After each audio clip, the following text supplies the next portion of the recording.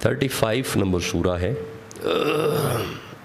اور جس آیت سے آج کی گفتگو کو میں شروع کرنا چاہتا ہوں، ترتیب کے اعتبار سے اس آیت کا نمبر ہے جی، تاکہ نوجوان بچے جب قرآن کھولیں تو انہیں آیت تلاش کرنے میں مسئلہ نہ ہو۔ 15 نمبر آیت ہے، سورہ فاتر ہے، 35 نمبر سورہ ہے۔ اس آیت کو میں تمہیداً پڑھوں گا، یعنی بات کو شروع کرنے کے لیے پڑھوں گا۔ یہ تمہید ہوگی، پھر آگے تقریر ہوگی۔ ارشاد ہے، بسم اللہ الرحمن الرحیم۔ میں کچھ بیمار ہوں، اس لیے آج گفتگو ایسے ہی ہے، لیکن الحمدللہ اب طبیعت ٹھیک ہے۔ پچھلے 1.5-2 ماہ سے کچھ میڈیسن ایسی تھی جس نے کمزور بھی کیا ہے، اور وجودی طور پہ بھی بدنی طور پہ بھی اس نے کمزور کیا ہے، لیکن الحمدللہ اب دوائیاں چھوڑی ہوئی ہیں، اب بہتری ہے، تو سفر کر کے آ گئے ہیں۔ اللہ فرماتا ہے، یا ایہا الناس، اے لوگو سنو، اے لوگو سنو، انتم الفقراء الی اللہ، یا ایہا الناس، اے لوگو، انتم الفقراء، تم سب فقیر ہو، تم سب، ماشاءاللہ۔ دیکھیں آپ نے قرآن تو ساتھ پڑھنا ہے نا۔ اللہ فرماتا ہے، من جاء بالحسنۃ فلہ عشر امثالھا، جس زبان پہ قرآن کا ایک حرف آ جائے 10 گنا معاف ہو جاتے ہیں، 10 نیکیاں عطا ہو جاتی ہیں۔ تو یہ برکت صرف قرآن کی ہے، آپ کی زبانوں پہ قرآن آنا چاہیے۔ یا ایہا الناس، اے لوگو سنو، مولا حکم کر، فرمایا انتم الفقراء، تم سب فقیر ہو، تم سب۔ مولا کس کے فقیر ہیں؟ فرمایا الی اللہ، تم سب میرے فقیر ہو۔ ہم سب ہیں فقیر، کیا ہے؟ کس کے؟ اللہ کے۔ اللہ آپ کو سلامت رکھے۔ اس طرح آپ بولیں گے تو میری تھکاوٹ تو اتر جائے گی، بیماری چلی جائے گی۔ پھر میں نے اپنا شیڈیول بھی عرض کیا ہوا ہے، یہیں سے میں نے رات سفر کرنا ہے اور راولپنڈی پہنچنا ہے۔ آپ جاگیں گے تو میں بڑی فریش طبیعت سے باتیں کروں گا۔ اللہ فرماتا ہے، سنو بھائی سنو، تم ہو فقیر، تم ہو۔ مولا کس کے فقیر ہیں؟ فرمایا الی اللہ، تم اللہ کے فقیر ہو۔ واللہ هو الغنی الحمید، اللہ فرماتا ہے تم فقیر ہو، میں غنی ہوں۔ اللہ غنی ہے، اللہ، ماشاءاللہ۔ بس آپ نے میرے ساتھ یوں قرآن پڑھنا ہے۔ اللہ فرماتا ہے تم سب میرے فقیر ہو اور میں غنی ہوں۔ ہم رہے فقیر، ہم ہیں بھائی، جو اللہ کا فقیر ہے وہ تو قرآن پڑھو۔ ہم ہیں فقیر اور ہمارا اللہ۔ اللہ فرماتا ہے تم سب میرے فقیر ہو۔ چلو یہ سمجھ آ گئی، یہ ایک تصوف کا جملہ میری زبان پہ آنے لگا ہے۔ آج بندے نکلے ہوئے ہیں جگہ جگہ، فقیری مل جائے، فقیری مل جائے، فقیری مل جائے۔ تو کچھ دوست بار بار میرے کان میں ایک بات کہتے رہے، جی زیادہ وقت ذرا پڑھیے گا، زیادہ وقت۔ تو میں ہنس پڑا، میں کہ اچھا چلیں۔ انہیں پتہ بھی ہے گفتگو کا سارا دورانیہ 35 منٹ ہوتا ہے یا حد 40 منٹ، دس از ڈیڈ لائن۔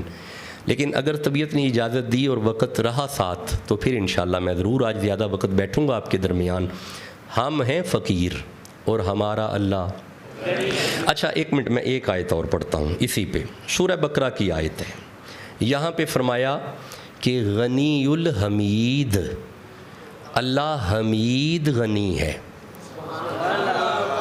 اللہ یہاں پہ غنی حمید۔ سورہ بقرہ میں اللہ فرماتا ہے واللہ غنی حلیم، اللہ فرمایا میں حلیم غنی ہوں۔ یہاں پہ فرمایا حلیم غنی۔ کون سا غنی؟ ماشاءاللہ، اللہ سلامت رکھے آپ کو۔ دیکھیں جس زبان پہ بھی قرآن آتا جائے گا فوراً دعا ملے گی، اللہ آپ کو برکتیں دے، رحمتیں دے، عزتیں دیں، اور جو جو زبان قرآن پڑھے اللہ ہر سال مدینے بلا لے۔ پہلی آیت میں فرمایا حمید غنی ہے، دوسری آیت میں فرمایا اللہ حلیم۔ یہ حلیم ہونا کس کی صفت ہے؟ پھر آہستہ بولتے ہیں، کس کی صفت ہے؟ اللہ فرماتا ہے میں حلیم ہوں۔ میں کیا ہوں؟ یہ حلیمن اللہ کے اسماء سے آتا ہے ایک اسم، حلیمن۔ حلیم کون ہے؟ بولو۔ اب ذرا رکنا، اگر ہمارے اہل حدیث بھائی بیٹھے ہیں تو یہ ان کے لیے ایک آیت میں پڑھنے لگا ہوں، رکنا۔ آپ نے سن لیا کہ اللہ حلیم ہے، سن لیا۔ اب ذرا رکنا، ذی الحج کا مہینہ ہے، سورہ صافات 37 نمبر سورہ، یہاں پہ ایک ہستی ہے، شخصیت ہے، 80-85 سال عمر ہے، اولاد نہیں ہو رہی، گھر والی پریشان ہوئی۔ اس ہستی نے فرمایا فکر نہ کر، قالا انی ذاہب الی ربی سیہدین، گھبرانا میں ہنیں جانا و رب ول۔ چونکہ اولاد نہیں ہو رہی تھی فرمایا گھبرانا میں ذاہبن اس میں فاعل کا صیغہ ہے، میں جاتا ہوں اپنے رب کی طرف، میں جا کے رب سے ابھی بات کرتا ہوں۔ ٹھہرو، جتھوں گئے نے اوتھے رب کوئی نہیں؟ بھئی جہاں سے یہ چلے ہیں کیا وہاں پہ رب کوئی نہیں ہے؟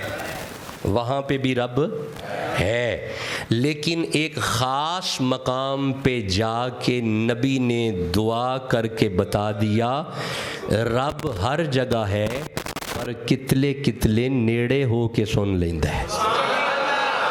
نہیں، آپ نے غور نہیں کیا، مجھے تکلیف ہوئی ہے، میرے جو پیچھے دوست ہیں ان تک پیغام نہیں پہنچا۔ رب ایش مسیح تیوی ہے، اگر دعا کریے تے رب ایتھے بھی سن لے گا، تے جے پاک پتن والے فرید دی مسجد وچ بہ کے دعا کریے۔ اچھا چلو، ابھی بھی جس کو سمجھ نہیں آئی، رب ایتھے بھی ہے تے جے مدینے بہ کے دعا کریے۔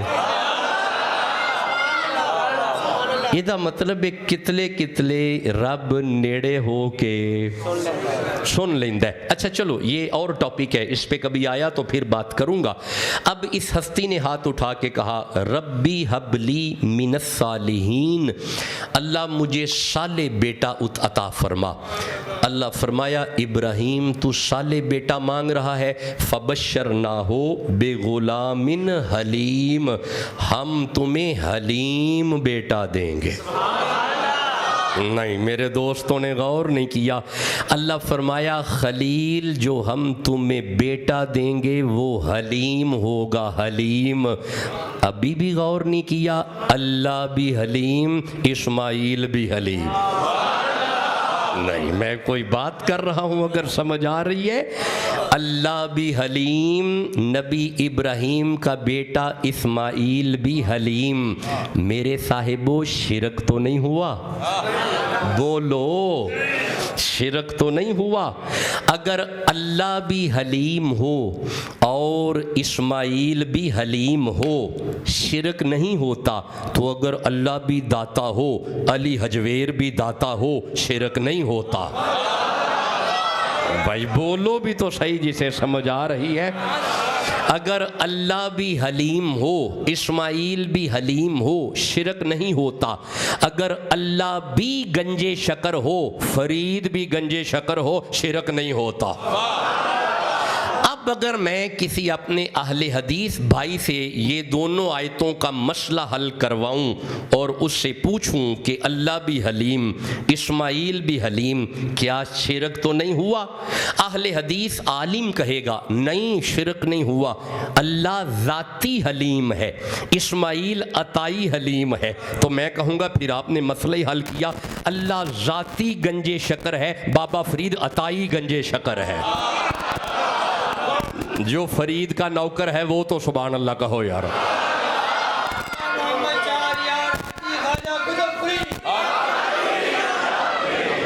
اچھا اگر آپ وہ فرید والا نعرہ کھڑے ہو کے سنائیں تو مجھے بڑا لطف آئے گا, میری پوری تھکاوٹ اتر جائے گی. اللہ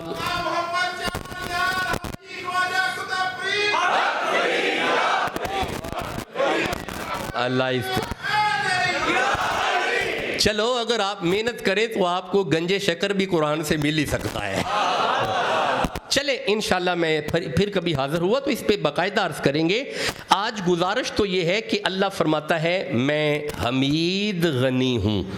جو دوسری آیت پڑھی اس میں اللہ فرماتا ہے میں حلیم غنی ہوں.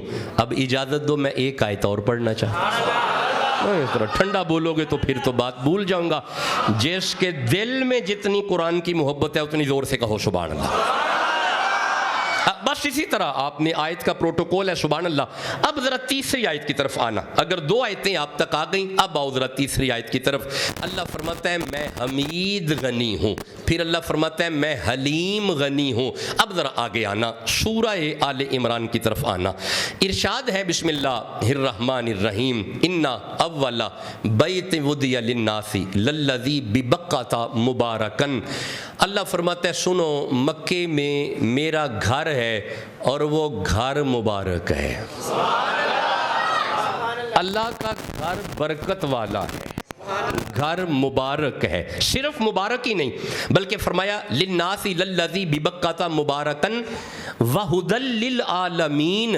اللہ فرماتا ہے میرا گھر عالمین کی ہدایت کرتا ہے. کون ہدایت کرتا ہے؟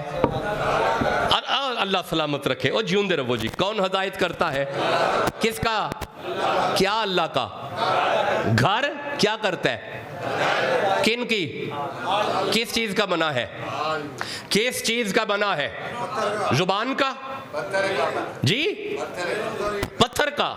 گارا پتھر اسماعیل اٹھاتے رہے, ابراہیم رکھتے رہے, ایک اٹھایا پھر اٹھایا پھر اٹھایا, یوں گھر سارا بنا. اللہ فرماتے ہیں یہ پتھر ہدایت کرتے ہیں. مولا پتھروں نے تو کبھی ہدایت نہیں کی. یہ منبر ہے, یہاں سے ہر جمعے ہدایت ملتی ہے, ملتی ہے. اور بھائی جمعہ ہوتا ہے اور یہاں پہ جمعہ نہیں ہوتا تے بولو تے صحیح نا. جمعہ ہوتا ہے, منبر سجتا ہے, اس منبر سے ہر جمعے ہدایت ملتی ہے. کیا منبر ہدایت دیتا ہے؟ نہیں, منبر ہدایت نہیں دیتا. ہدایت وہ دیتا ہے جو ہر جمعے منبر پہ آتا جاتا ہے. ہر جمعے منبر پہ. اس کا مطلب ہے پتھر ہدایت نہیں کرتے, لکڑی ہدایت نہیں کرتی, منبر وجودی اعتبار سے ہدایت نہیں کرتا, کعبے کے پتھر ہدایت نہیں کرتے. جب تیری نظر کعبے پہ اٹھے تمہیں کعبے کو بنانے والا یاد آنا چاہیے, بسانے والا یاد آنا چاہیے, اس میں آنے والا یاد آنا چاہیے. میں کوئی بات کر رہا ہوں اگر سمجھ آ رہی ہے.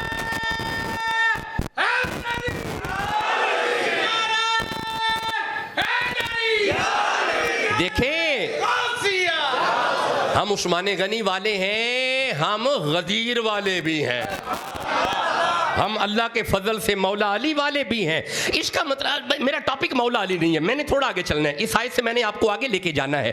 اس کا مطلب ہے یہ آیت ہمیں بتا رہی ہے کہ کعبہ ہدایت کرتا ہے. اب کعبے کو بنانے والے, کعبے کو بسانے والے, کعبے میں آنے والے. اچھا ٹھہرو رکو, میں ابھی عرض کرتا ہوں. کعبے کو بنایا